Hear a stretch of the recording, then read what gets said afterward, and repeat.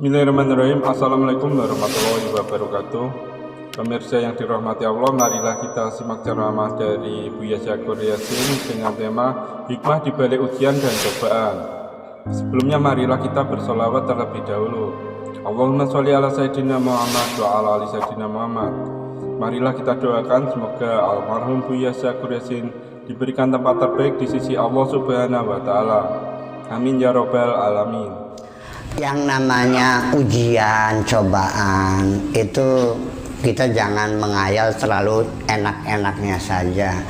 Dari sejak awal Allah sudah memperingatkan pasti dan pasti walanabluwannakum bisyai'in minal khaufi wal ju'i wa naqsim minal amwali wal anfusi was samarat fabasyiris sabirin. Pasti tidak bisa tidak akan kami uji kamu ini ya, dengan rasa takut, kelaparan, kurang makan, kurang segala macam dan seterusnya, termasuk bencana dan sebagainya. Karena itu mesti dalam kehidupan ada ujian.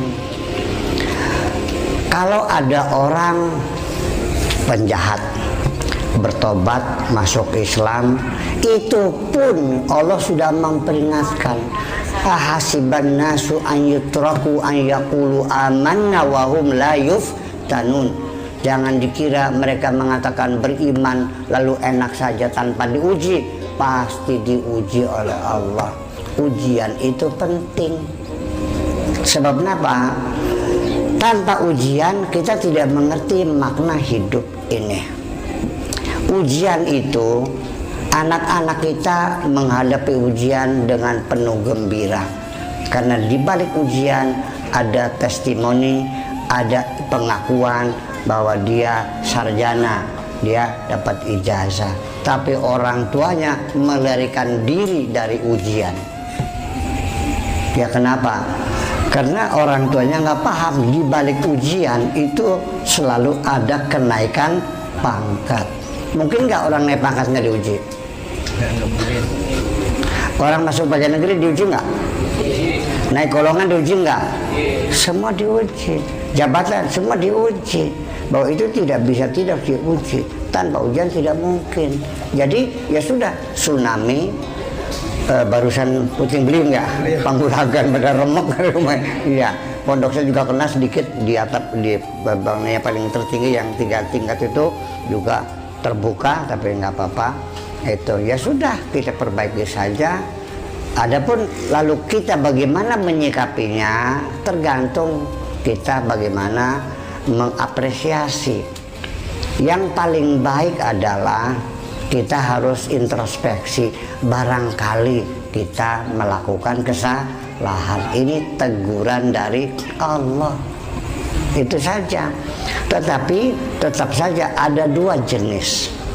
Waliullah juga diuji, Nabi juga diuji. Orang yang paling dicintai Allah siapa di dunia ini? Kanjeng Nabi Muhammad SAW. Beliau diuji nggak? Diuji. Kalau saya diuji kayak Nabi, sudah remek bebek saya. Ya, udah lebur barangkali. Masih dalam kandungan bapaknya mati, begitu lahir dibawa orang lain, nggak pernah dipeluk oleh ibunya, tidak pernah merasakan hangatnya pelukan ibu. Kenapa? Kenapa? Tanda tanya besar. Jangan bikin cerita ya. Ada nggak ibu yang rela melepas anaknya? Ibu-ibu melahirkan, dokter dicuci dokter, telat 2 jam, nafsu nggak bu? Dok, mana anak saya? Belum selesai. Kok suwe temen sih? Kalau jam di perlatangan susu bayi priben. Karena sudah rindu ingin memeluk bayinya. Ini Nabi Muhammad 2 tahun dilepas ibunya. Ada apa? Gitu. Nanti kesempatan lain ceritanya. Sudah masih kecil, ibunya mati. Ikut kakek, kakeknya mati. Ikut mama, disuruh menggembala kambing. Kalau ponakan saya ikut, Mang Melu ayo. Tidak saya sekolahkan. Padahal di sana kan ada SMP, ada SMA, ada Sanabuya, ada SMA lengkap kan. ternyata ponakan saya suruh menggembala kambing. Sok bagaimana komentarnya? Terlalu banget. Bayangkan Nabi Muhammad. Jangan ngarang cerita, yang jujur. Ada apa? Sengsara. Wah, berak dikawinakan kalau orang udah tua pisan. Berondong. Iya, seumur ibunya. Cantik juga enggak, cuman kaya aja, bayangkan. Seumur hidupnya dia diancam mau dibunuh orang berulang-ulang. Paham kan? Sampai nggak ketemu makan, sampai diganjal perutnya. Kurang apa Nabi Muhammad? Makanya kita jangan selalu berburuk sangka dengan Allah. Mungkin ujian itu untuk kita. Makanya ada ujian, ada cobaan. Kan gitu. Kalau orang jahat kena cobaan, kena musibah. Kalau orang baik namanya ujian. Ada musibah, ada bala, ibtila. Jadi bagaimana kita menafsirkannya terserah kita. Kalau kita secara introspeksi, sembahyang dilakoni, puasa dilakoni, anak yatim dikasih makan, ya kan gitu. Semua perintah Allah dilakukan, kok kena? Oh ya sudah, itu namanya ujian dari Allah. Tapi kalau kitanya itu introspeksi, ternyata kita melalaikan, zakat nggak bayar, orang miskin nggak ada yang ngasih makan, anak yatim terlantar, kan gitu. Kejahatan di mana-mana. Oh, ini berarti musibah, hukuman buat kita. Terserah bagaimana kita menafsirkannya. Orang yang beriman pun jangan dikira dibiarkan, pasti diuji oleh Allah. Nah, kenapa ujian? Karena tanpa ujian kita tidak mampu mensyukuri nikmat-nikmat Allah. Begini, saya pernah kena wudun di bokong sini. Sampai 2 bulan gak bisa duduk, Bu. Ceramah makanya duduk kayak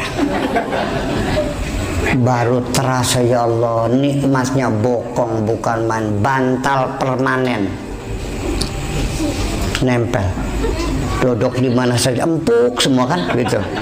Begitu sakit, ya Allah, baru saya mampu mensyukuri nikmatnya bokong. Kalau kita nggak pernah sakit mata, bagaimana kita bisa mensyukuri nikmatnya mata?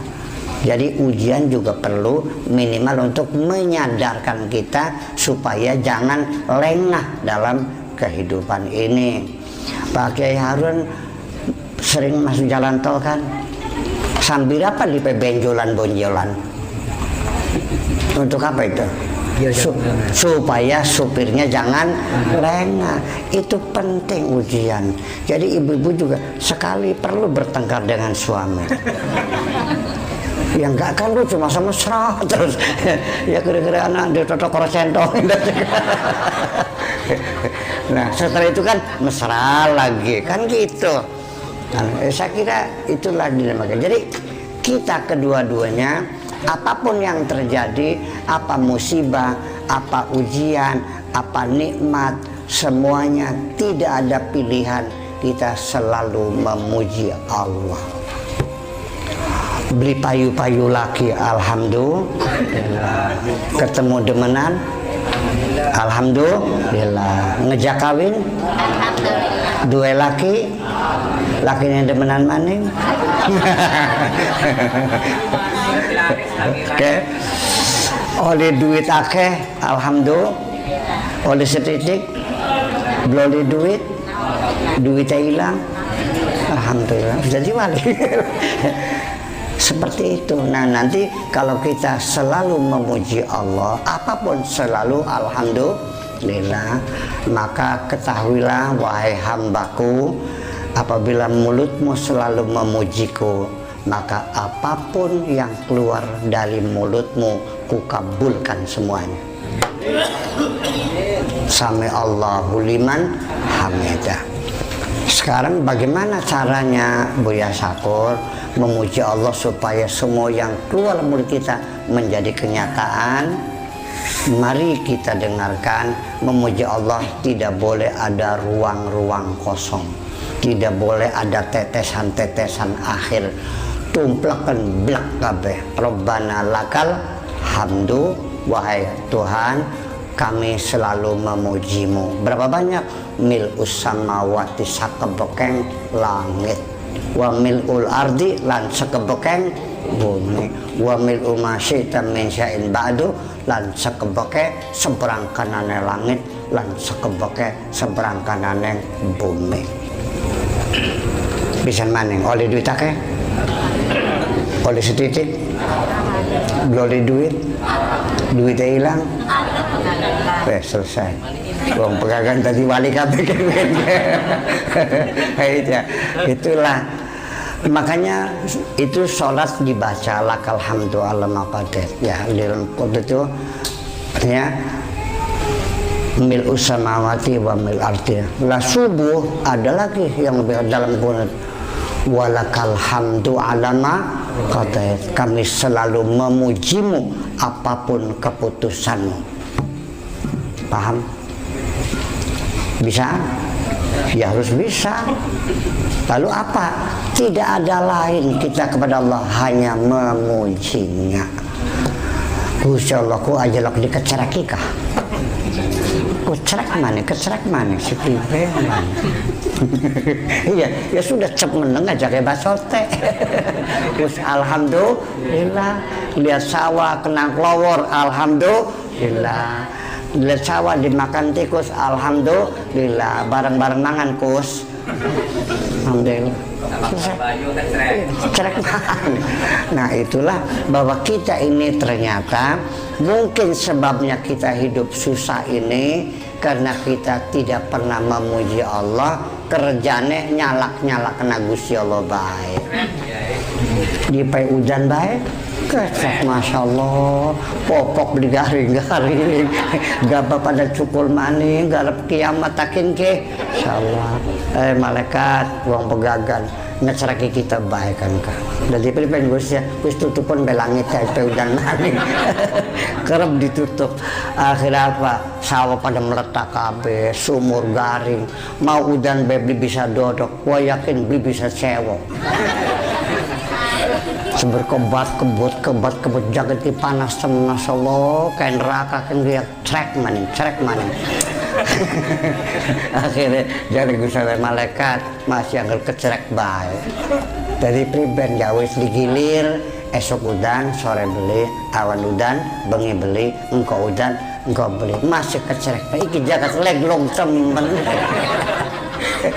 Jadi akhirnya mah boro-boro ngalam Gusti Allah sadina-dina tukang ngecereki Gusti Allah bae.